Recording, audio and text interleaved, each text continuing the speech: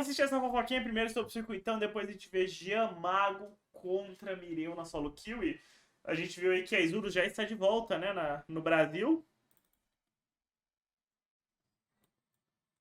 Butcher aqui pelo Mais Esportes. A gente vai falar hoje sobre os salários, algumas Vamos ver essa brincadeira aqui então. Circuito Desafiante 2025, o circuitão que voltou aí. Já passamos, né, da segunda rodada do circuitão, mas a gente quis levantar algumas coisas em relação a salários dos jogadores e o que isso fala sobre o investimento que está sendo feito no Tier 2 aqui no Brasil. Que música é essa que eu tô ouvindo? A música nova do Linkin Park que saiu essa semana, Up From The Bottom. A 2025 novo single deles. Esse primeiro ano de LTA e esse novo ecossistema de Tier 2, beleza? Então, já vamos peço ver. pra você encarecidamente, deixar Deixa o o like, like, deixar o seu follow aí no nosso canal pra continuar acompanhando tudo que a gente tem pra falar sobre esse e vários outros assuntos. Então, bora lá. Abaixa o vídeo. Então, pra tirar logo da frente, matar essa curiosidade que vocês têm, vamos falar sobre os salários. Ó, pra começar, o piso salarial no circuito desafiante, ele gira em torno ali de 2.500 a 3.200. Esse tipo de salário, ele é o piso, né? Ou seja, melhor que eu esperava. E isso inclui, obviamente, direitos de transferência e proteção contra aliciamento dos jogadores.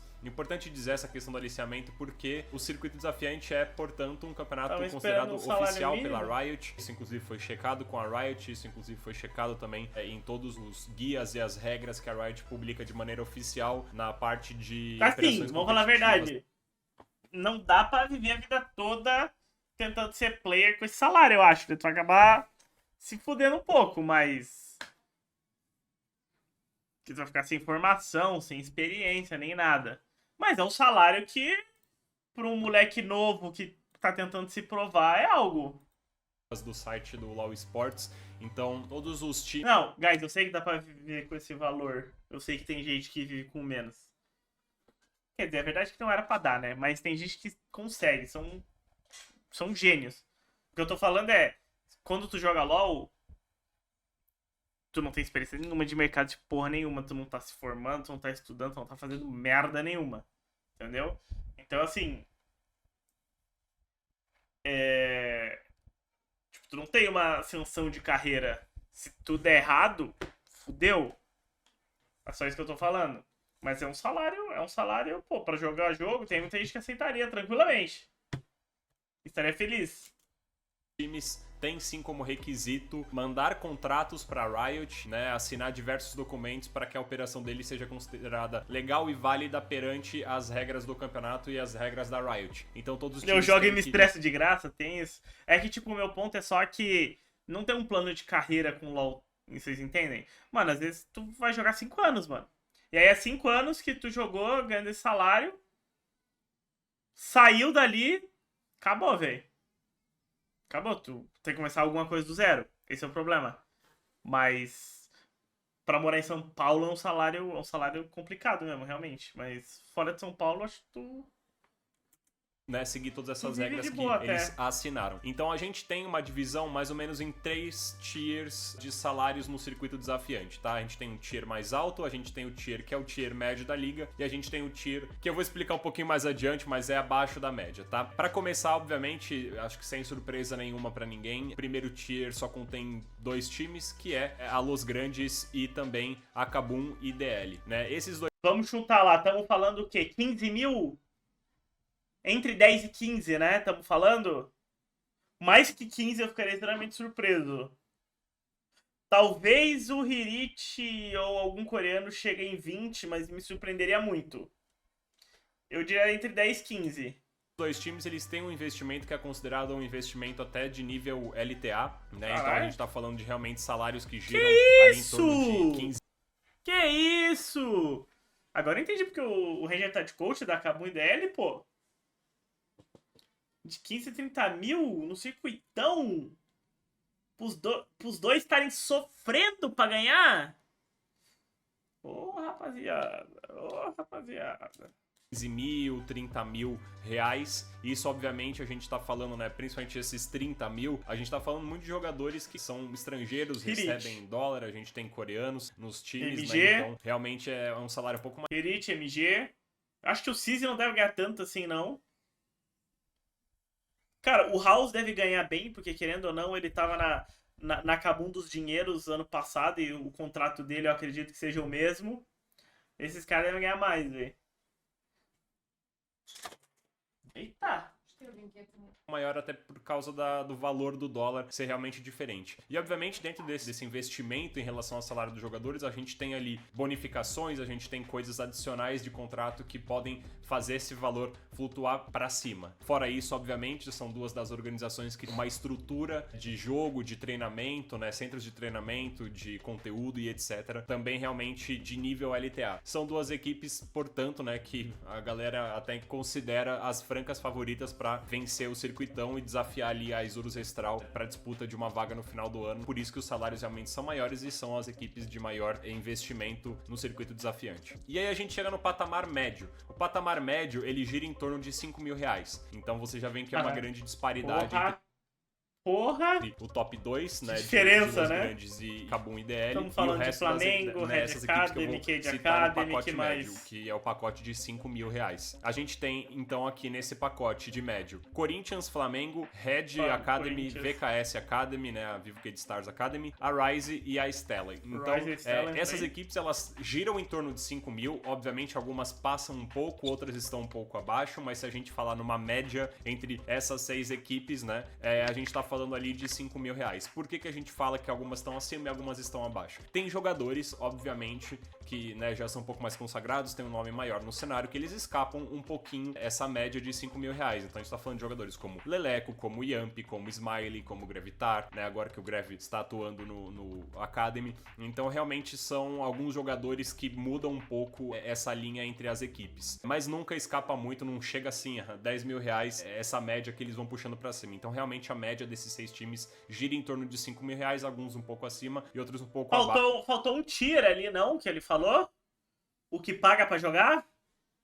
Dopamina Sports, Rats e afins?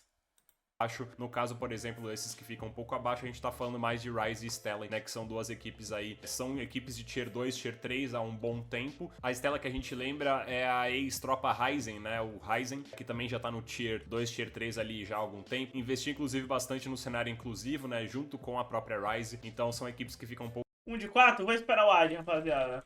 Como é que vive em São Paulo sem game house e ganha 5k? Mano, se tu não tem experiência, tipo...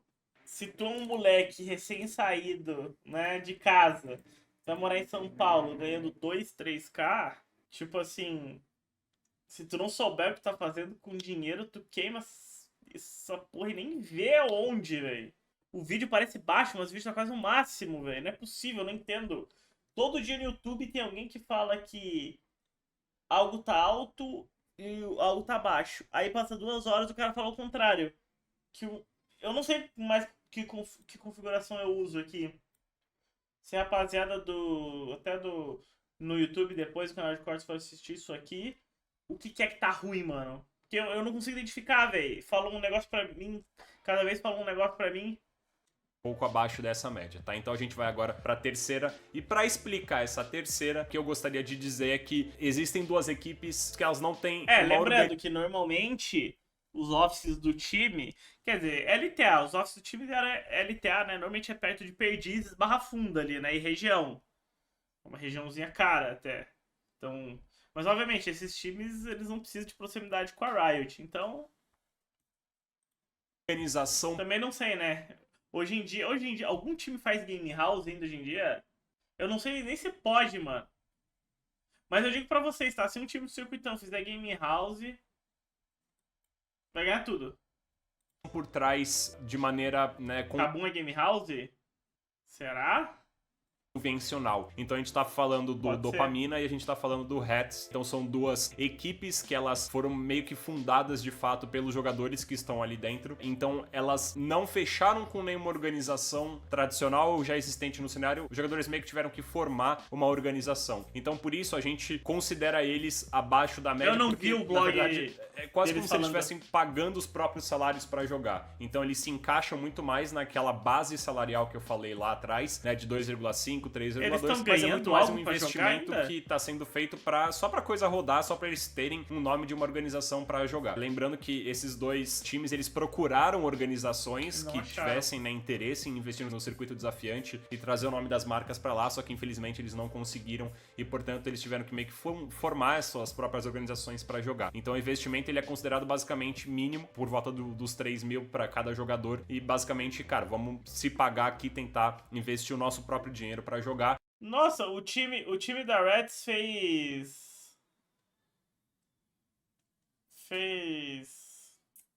Media Day, velho? Já que, lembrando, o circuito desafiante diferente da LTA, né, do primeiro tier, não recebe dinheiro da Riot pra jogar, né? Então, todas as organizações da LTA recebem ali um adicional, né, de investimento da Riot, né, da Global Revenue Pool. Então, o tier 2 do circuito desafiante não recebe isso, então, portanto, as organizações fazem investimento próprio ali pra tentar alcançar alguma coisa, tentar alcançar visibilidade, estourar alguma coisa do gênero. Mas, então, realmente, esses casos da Dopamina e do Reds, a gente considera um salário realmente de base, tá? E aí, esse próximo assunto que eu queria entrar, realmente é uma coisa mais em relação a como esses contratos funcionam e como a Riot tenta administrar e gerir isso, tá? Eu fiquei muito em dúvida enquanto eu tava fazendo toda essa apuração, como que essas duas organizações, principalmente, né, a Dopamina e Reds, eles falaram com a Riot, sendo que eles tinham que criar uma organização meio que do zero só pra ter um nome, um CNPJ ali conectado ao circuito desafiante, Nossa, né, sem ter uma organização de fato por trás. Então, foi um pouco estranho, mas obviamente, né, eles tiveram que assinar os contratos, fazer todas aquelas coisas de regra que eu falei ali no começo do vídeo. Inclusive, a Riot, quando eu perguntei em relação às equipes, às organizações, principalmente em relação a essas duas, eles falaram que não comentam as operações de maneira pública e nem essa questão de contratos de maneira pública. Mas, obviamente, os times tiveram que assinar realmente papéis. Eles falaram até assim, ó, se você tiver alguma dúvida, procura ali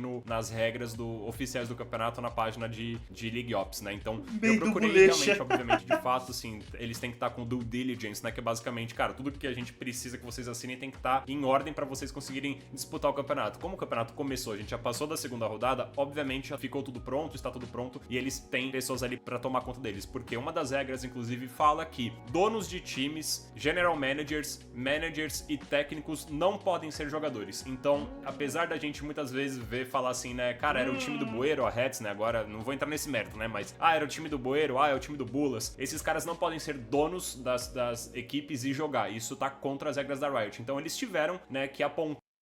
Então é tipo um laranja que eles estão usando? É isso? Caralho. Não, talvez laranja seja uma expressão errada que eu estou utilizando, imputando um crime onde não há um crime. Mas alguém é dono desse time. Alguém procura o nome do Absolute aí no site do governo federal, por favor. Alguém vê se ele tem um CNPJ aberto, com dopamina no meio, só pra eu saber o negócio. Alguma pessoa responsável ali, tanto o manager, né, o general manager ou o dono da organização fundada, né, seja o Dopamina, seja o Reds, e também tiveram que apontar, obviamente, técnicos, porque eles precisam, por regra, ter alguém para segurar esse CNPJ frente à Riot e também ter um técnico inscrito em cada rodada, por mais que eles não vão utilizar, e enfim, né, quando a gente vai pro presencial já é uma outra coisa, precisa ter um técnico presencialmente ali também. Fora essa questão, no conjunto de regras da Riot oficiais do circuito desafiante e do Tier 2, a Riot fala muito sobre o GDC, aliás, GCD, Global Contract Database, ou seja, é a database de contratos oficiais que a Riot tem de todas as ligas ao redor do mundo, Tier 1 e Tier 2. Todos os contratos que são assinados e são validados pela Riot estão nesse GCD, tá? Isso é um arquivo público, você pode encontrar, por exemplo, indo no Leaguepedia, você pode encontrar ele na página de League Ops oficial do LoL Sports, né, do site do LoL Sports. E aí, pra mim, a grande... Pedro, obrigado pelos dois, tamo junto! A questão é que, das 10 equipes que deveriam estar no GCD porque são do circuito desafiante de forma oficial, só 4 estão completas lá no GCD. Só 4 estão com todos os contratos ativos e na planilha oficial da Riot, que a Riot precisa de maneira pública informar para o público. Quais são as 4 equipes que estão com tudo em ordem? Red Academy, VKS Academy, esses contratos deles estão, inclusive, não estão de forma separada, eles estão nos contratos do Tier 1 e no circuito desafiante, na parte que só tem o circuito desafiante, a gente tem a Kabum IDL e a Los Grandes com tudo em ordem. Então a gente fica com 6 equipes. Dessas 6 equipes, 3 equipes estão de forma incompleta. Flamengo, Corinthians e Rise tem jogadores faltando ali dentro dessa planilha e dá até pra falar o nome se você quiser também, você pode ir lá no GCD e procurar. Mas Manel, Yups, Momoshi, Aikawa, N e Taichi não estão com contratos ativos e não estão com contratos ali dentro do GCD, que é uma coisa que a Riot precisa fazer. E os outros 3 times, Reds, Stellar e Dopamina, não tem nenhum jogador no GCD. Não sei por quê. Questionei a Riot, infelizmente foi uma pergunta que a gente teve um pouco mais em cima da hora, não consegui mandar com antecedência, obviamente a gente vai atualizar. Cara, calma aí. Ele falou que Reds e Dopamina estão pagando. Eu não entendi muito bem se ele quis dizer que eles estão pagando ou se eles estão gastando o dinheiro deles pra jogar. Ficou meio confuso. Porque como é que tu vai estar no banco de dados de qualquer jeito se tu não tem um contrato? Como é que funciona isso juridicamente? Que o contrato deles, supostamente, eles estão pagando, mas eles não estão pagando. Isso é permitido tu ter um faz de conta? Se um jogador quiser denunciar, é caixa, mas não é denunciar. Eles mesmos assinaram os próprios contratos, do que eu entendi. Porque supostamente os jogadores se deram contrato, certo? Porque o time é deles. Eu não entendi essa parte. Ficou muito confuso, porque aqui atrás ele falou... Mano, deixa eu ver de novo o que ele falou sobre isso aqui pra ver se eu não tô interpretando errado.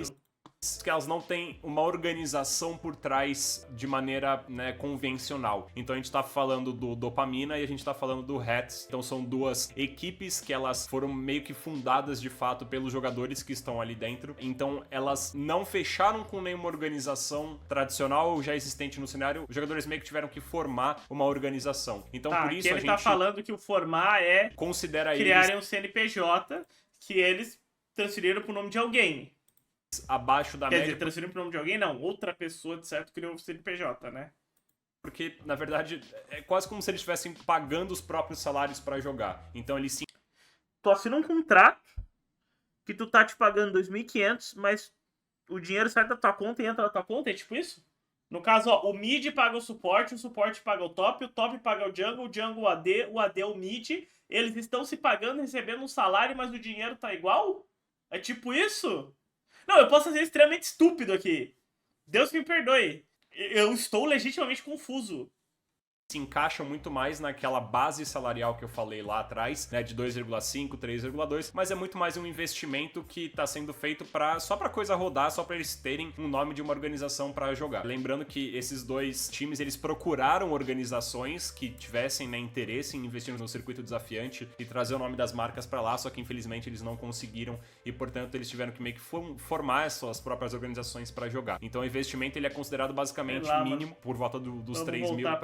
Comentou que não comenta em relação a isso. E em relação aos contratos, como funciona? A Riot, acho que o circuitão ele tem um apelo muito, muito legal. Virou meio que a Champions League. Se tem de verificar isso, é o GCD. A gente abre no GCD, as equipes não estão lá. Então, não sei. Esses são os problemas que eu vejo em relação a contratos e essa forma pública da Riot tentar lidar com relação aos contratos e dar visibilidade para as pessoas. Partindo pro nosso último ponto, né, nosso último tópico, queria falar um pouco sobre essa questão do investimento, né, em relação ao circuito desafiante. Eu lembro que há um tempo atrás o Bueiro publicou que o Tier 1, né, a LTA virou meio que a Champions. Vou esperar. Cara, eu tô confuso de verdade, mano. Porque acaba sendo uma falha da Riot. Não sei se é da Riot, mas acaba sendo uma brecha o fato de tu não poder jogar o circuitão sem uma organização, sem uma empresa, certo? Não tava nos planos isso acontecer, pelo visto. E agora eles tiveram que achar uma brecha pra conseguir jogar. Reroll, valeu pelos 8. Obrigado pelo Prime. Ver o vídeo novo? Não, mas eu já vi a parte ali, velho. Eu acho que não sou só eu que tô confuso, né? Tipo, sinceramente, aqui pra mim, não tem nada de... Nossa, que bagulho impossível. Não. É que a Riot tem algumas regras e eles não contavam com times não arrumarem organização pra jogar. Não tava no cálculo deles ali. Não, pro circuitão sempre vai ter time. Só que eu não entendi nada das manobras que se utilizaram ali pra poder tá estarem aptos a jogar. League. O circuito desafiante atual é o novo CBLOL, né? Eu entendo esse hype, a gente até viu, né, vários conteúdos em relação a vai ser o circuitão mais desafiado de todos os tempos e tudo mais, né? Fazendo alusão ao que a gente falava sobre o CBLOL no passado. Eu acho que o circuitão, ele tem um apelo muito, muito legal público, assim, né? De ser alguma coisa um pouco mais raiz, saca? Da galera se provocar. A gente tá tendo várias tretas aí no meio do campeonato em relação a vários times diferentes e etc. Então eu acho que é um campeonato de muito hype, muito legal pra assistir. Ainda a gente vai precisar entender um pouco, né, o quanto que é em relação a desenvolvimento de talentos, o quanto que são jogadores que não tiveram espaço no Tier 1, ficando no Tier 2, enfim, isso é um debate, acho que pra depois, mas eu queria quebrar um pouco esse hype, né, essa animação, porque realmente o investimento feito, que as equipes como um todo, né, que todo o circuito desafiante tem atualmente, ele é menor do que as equipes do CBLOL tinham em conjunto, né, obviamente no CBLOL do ano passado, por exemplo, você tinha equipes que recebiam menos e você tinha equipes que recebiam muito mais, né, que carregavam a média de salário do CBLOL pra cima, né? Principalmente equipes consagradas do cenário, como Loud, como PEN, etc. São equipes que têm um salário, têm uma régua de salário maior. E outras, como por exemplo a NTZ, com todas as dificuldades financeiras que tinha e etc., estavam ali num âmbito menor. Mas a média salarial do CBLOL, no ano passado, ela era bem maior do que a do circuito desafiante mesmo se a gente considerar a Los Grandes e a Kabum IDL nessa conta. A gente tá falando de uma média de salário do CBLOL no ano passado que ultrapassava 10 mil reais, entendeu? E atualmente, como a gente falou, a grande média é 5 mil reais. Se você colocar Kabum IDL e Los Grandes ali no meio, obviamente você sobe a régua, alto, né? Não. Talvez para perto de 10, inclusive, mas ainda assim é inferior ao que era o CBLOL no ano passado. Tá, se a gente comparar demais, o circuito desafiante desse ano com o Academy do ano passado, que era o Tier 2 do ano passado, aí sim a gente tá falando que a gente tem um aumento um pouco maior. Ano passado o Academy ele girava em torno de 3 a 5 mil reais na média salarial. Alguns jogadores inclusive recebendo menos do que essa média, entendeu? Então realmente nesse âmbito de comparar Tier 2 do ano passado com Tier 2 desse ano, a gente teve um aumento considerável e isso é muito legal, mas também mostra que uma certa mudança de foco, né? O foco no ano passado era de desenvolvimento. A gente não tinha promoção rebaixamento, né? Tinha no máximo um título ali, aquela Libertadores da América pra jogar depois e etc. Esse ano, as equipes de ponta, né, do circuito desafiante, elas querem disputar uma posição contra a Isurus Estral no final do ano pra chegar na LTA. Então, obviamente, a gente tem um aditivo a mais, né? Algo a mais pra elas batalharem. Então, hoje não é tão barato assim e obviamente os objetivos mudaram bastante. E fora entender, né, se esse investimento vai cair, se as coisas não derem certo, vai lembrar, cara, que a gente tá... Cara, sério, para pensar como é problemático esse formato, velho. Porque pensa o seguinte, digamos que o Fluxo era o convidado. Cara, o Fluxo é totalmente ganhável para Los, Kabum, Flamengo, Corinthians, totalmente. O jogo seria jogado. E aí tu teria incentivo para investir. Agora, imagina que, sei lá, ganha a Kabum IDL. Vai lá, toma um sapeco colossal da Isurus, que muito provavelmente vai acontecer. Ano que vem, sai a notícia do Showtana. Se Deus quiser, Showtana estará com nós ainda. Isurus Estral renova elenco. Aí pensa, tu é lá da alta cúpula da Kabum, da Los, tu vira e fala: guys, acho que ganhar não vai dar não. Vamos mandar os caro embora e vamos reduzir a folha do time, porque ganhar nós não vai. Eu acho do ponto de vista de estratégia de negócio, não faz sentido eu gastar dinheiro para tentar bater na Isurus Estral se PEN e Loud, com todos os recursos que ele tem, não estão conseguindo no Brasil. É gastar dinheiro fora quase, não? Então, muito problemático hoje a Isurus Estral pro ecossistema. Eu acho que era algo que também não estava no cálculo da Riot. Porque o pessoal pode simplesmente largar o circuitão. Inclusive, tem time que pode não... Rats e Dopamina podem não ter conseguido patrocínio, porque, além de todas as outras coisas do momento que a gente vive, eles olharam e falaram: tem chance de a gente ganhar o circuitão? Talvez tenha. A gente vai ganhar 10 euros e pegar aquela vaga na LTA? Não vai. Putz, não vale a pena meu dinheiro, velho. Nem meu tempo. Muito obrigado. Você tá levando em conta que Kabum e Los vão chegar na final? Mas independente, Kabum e Los não se classificarem para LTA, dado as informações do Butcher aqui de custo, já é problemático, entendeu? Eles estão gastando muito dinheiro. A não ser, tipo, obviamente, Kabum IDL talvez seja um projeto um pouco mais abrangente, né? Até pela imagem da IDL, então, não sei se todos os ganhos deles estão visados necessariamente na vaga. Obviamente, a maior parte tá. Mas é difícil, velho. É difícil. É o que eu tô falando. Acaba o ano, só falar, Isurus renovou, os caras ganharam tudo, foram pro Worlds. Fudeu, velho. Fudeu. Entendeu? Difícil, velho. Difícil.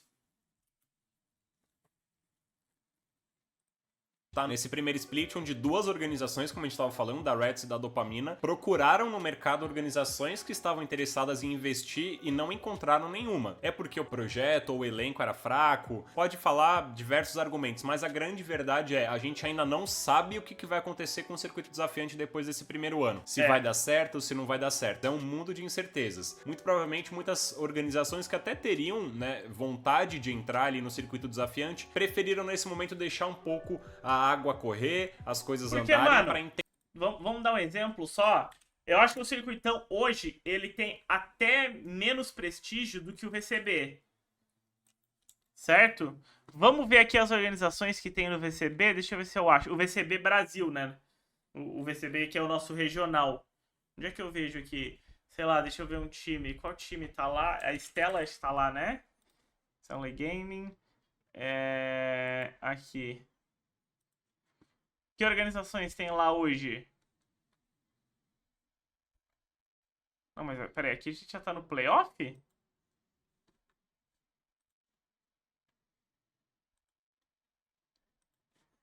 Aqui, ó. TBK, Grêmio,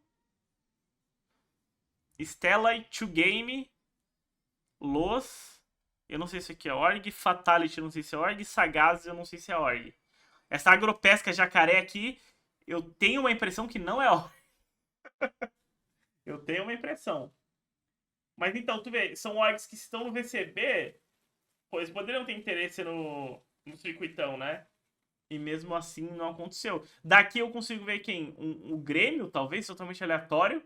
O bom é que a gente teria um time pra secar durante o circuitão. E a 2Game. Mas fora isso, eu achei que a TBK até tinha saído do Valorant. Entender se faz sentido realmente, quanto que seria esse investimento. Pô, faz sentido eu investir uma grana que não seja para eu ganhar e tentar pleitear um lugar na LTA? Eu quero ser um time que tem tempo de tabela ali, né? Tem tempo de live, aparece nas transmissões e tudo mais, mas não necessariamente é um time que vai ganhar tudo. Não sei, entendeu? Então, um mar de incertezas ainda para muitas organizações investirem nesse cenário, mas muito do que a gente vai fazer, muito do que a gente vai ver esse ano no circuito desafiante, com certeza vai ser crucial pra gente entender se no futuro. Vou falar algo cruel, tá? Vou falar algo cruel, não me entenda errado. Eu acho que esse circuitão tá com muito time. E eu tenho a impressão que esse problema será diagnosticado em breve. Eu acho que é time demais pro campeonato. Essa é a impressão que eu tenho. Mais organizações vão sentir vontade de entrar. Se você lembrar no circuito desafiante, ou no Tier 2 ou no Tier 3, passados, né, quando não era Academy ainda fechado, né, e etc, muitas organizações gostavam de entrar no Por quê? Porque se eu voltar, vamos lembrar o circuitão antigo. Eu acho que o circuitão antigo, ele era, posso estar errado, mas ele parecia mais hypado do que esse hoje, do jeito que foi os primeiros jogos. Eu acho que a audiência não foi tão boa, muitos problemas técnicos, teve bastante problema no circuitão até agora, né? Ninguém consegue negar isso. 6 times, era 6 times o antigo. E tipo, a gente vê, ó, 2 times já não tem organização. Então quer dizer que a oferta tá... A demanda tá melhor que a oferta, é isso? Tipo, tem 2 times sem org, velho. As estruturas dos times estão ruins, tá tendo pausa pra porra. Então, pode ser um problema ter 8 times. É 8 ou 10? Red, Cade, Flamengo, Corinthians, Los, Kabum, Stella, Rise, Reds. É 10 times. 10 times. Cara, é muito time, eu acho. Nossa, acho que eles passaram muito número, tá? Minha primeira leitura desse início do circuitão. Tier 2 e jogar um circuito desafiante. Quando ele era aberto, quando tinha promoção e rebaixamento, a gente via muitas organizações novas, organizações que a gente nunca nem tinha visto, ou umas que queriam começar no League of Legends de pouquinho em pouquinho, entravam. Nesse momento, é incerteza. No futuro, quem sabe? Então a gente ainda precisa entender como é que vai acontecer. A gente não sabe, por exemplo, se, cara, algum projeto que, né, como o da Kabum DL, ou como o da Los Grandes, que estão investindo muito dinheiro, se não der certo, vai manter esse tipo de iniciativa, de orçamento, né, de investimento pro ano que vem? Não sabemos, né? Tá no começo de muitas das coisas, então a gente quis trazer um pouco aqui algumas curiosidades e alguns pontos de atenção aí pra toda a comunidade e pra própria Riot, pra gente seguir no futuro. E a gente vai ficando por aqui com isso, né? Só pra finalizar, como eu falei antes, né? A gente procurou a Riot pra falar sobre esses contratos e as operações das organizações, mas eles falaram que não comentam isso, então a gente fica só naquele aguardo da questão do GCD, né? Da database de contratos que não está em plena ordem e a gente espera ter uma resposta da desenvolvedora em breve e a gente atualiza vocês. Então é isso, obrigado por acompanharem. Sei que foi um assunto um pouquinho talvez mais... O IDL não falou que iria salvar o cenário? Chegou a hora, mano. Destronem a Isurus. Agora é a hora. Menos um time latino, mais um time brasileiro. Teríamos José Deodo no mercado, Mireu no mercado, Burdol no mercado, grandes jogadores para compor outros elencos brasileiros, além de mais um time brasileiro com muita audiência. Agora é a hora. Chegou a hora. Ranger, a oportunidade está em suas mãos. Faça valer. Faça valer. Bom vídeo, mano. Caralho, foi uma matéria investigativa aqui do Butcher, né, velho? Porra! Me sentindo num documentário da Netflix. Sempre muito bom as matérias do Butcher, velho. Parabéns, velho. Cara foda.